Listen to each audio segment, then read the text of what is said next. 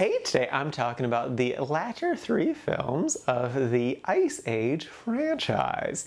And the names of those three movies are Ice Age Continental Drift, Ice Age Collision Course, and the Ice Age Adventures of Buck Wild. First up is Ice Age Continental Drift. This is a 2012 film, and the basic premise is the continents are moving, and so they're losing their home due to tectonic plate moving, but then like the boys get separated and end up having to deal with this pirate, and that's like its own whole thing. Yeah, I don't know. I really didn't care for this one. I did not like the opening of the little squirrel go to the center of the earth and be the cause of all the continents breaking apart. It was just too absurd for me. I was definitely surprised that they aged up Peaches so quickly, the baby mammoth. She went from being born in the last one to now she's a teenager and they're struggling with teenage problems. And I'm like, the last movie came out 3 years ago. Like, that's fast. The possums are still great. They're always a highlight. I love them to bits. There were a lot of 3D jokes in here, and they were very annoying. It's just like, oh my god, we're so close to the screen now. And I'm like, okay, can we please just not do that? Oh my god. I definitely did not care for this giant rock thing destroying their home because it just didn't make any sense. And then the stuff on the boat was so whatever. I just didn't care. It was nice that they technically added more female roles that aren't just love interests or family members. Members of the pirate boat had some women, but the franchise is still lacking. I must say I did love the really fat chipmunk guys. They were fun. Brought some joy to my life. On the whole, it was just such a whatever film. Like, it was just like, what are we even doing here, guys? What's going on? Can we not? So yeah, no, I didn't hate this movie, but I didn't like it. So would I recommend it? No, it's an easily skippable one. It's just a meh film. So yeah, no.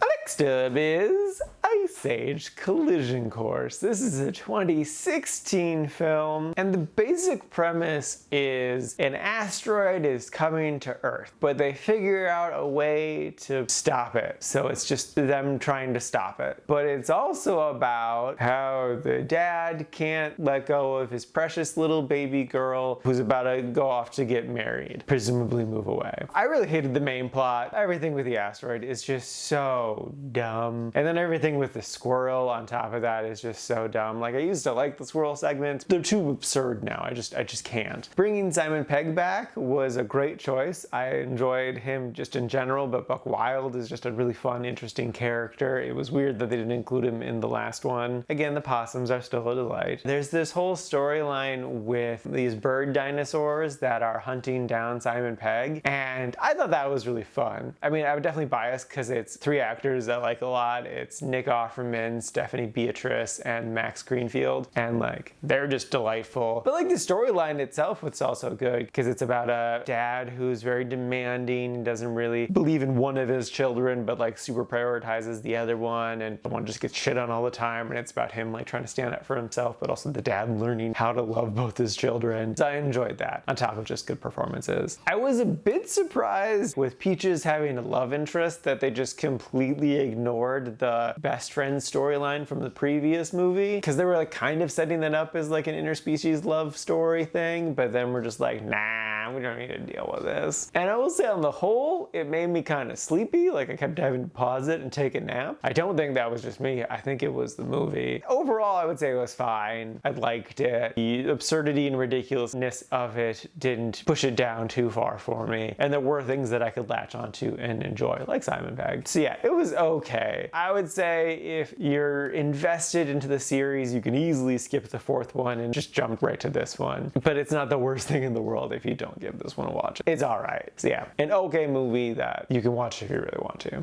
And lastly is the Ice Age Adventures of Buck Wild. Oh my god. This is the first Disney produced one, and Disney did not give a single about this movie. Oh my god. I went into it knowing that it got terrible reviews, thinking I'm probably not gonna like it, but I also assumed that like it's titled Buck Wild. It's supposed to be about Buck Wild. So I was expecting to not really see any of the main characters from the series, maybe as like a little cameo, especially because I knew they didn't get any of the voice actors back besides Simon Pegg. But no, the movie heavily features the original cast. Like you got Manny, you got Sid, you got Diego, you got the possum, and they take center stage, which I was in concept a big fan of because like I've said, I thoroughly enjoy the possums a lot, but they're not the same actors, they don't have the same charm or chemistry, it just doesn't work. And like, yeah, Simon Pegg is normal, fun, silly stuff, and he's consistent with his characteristics, but like that's not enough to save this movie, especially because it takes so long to get to him. Besides all of that, the animation is not good. It's very, very cheap. Like it's definitely going for a different stylistic thing, but I think most of that is just like a cost saving thing. Like it really reminds me of like those Barbie straight to DVD movies, just with like how stilted the movements are. You can definitely see the beginning and end of the animation, like them come to a perfect standstill. And like the mouths don't always match. It kind of goes back and forth on if the mouths are close to what they're saying. So I wonder if it's like jumping between different studios and like the one studio is really good with it, but the other ones sucked. So yeah, that was interesting. It's not a good film. They did not want to give this thing any money whatsoever, and they should have just not done it. Like not getting the cast back was bad. On IMDb trivia it said that this was originally pitched as like a TV series, and I think that would have made more sense. It would have been easier to forgive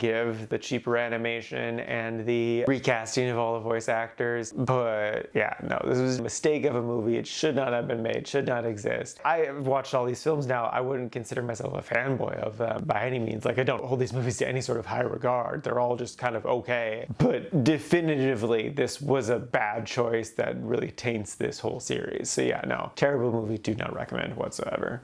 Alrighty, now for today's rankings, first up we got, in chronological order, Ice Age Continental Drift sitting number 118 in the meh section. And then after that is Ice Age Collision Course sitting at number 110 in the liked section near the bottom. And then bringing up the rear, rightfully so, is the Ice Age Adventures of Buck Wild sitting at number 135 in the didn't like section. And this is out of a total of 141 old movies so far this year.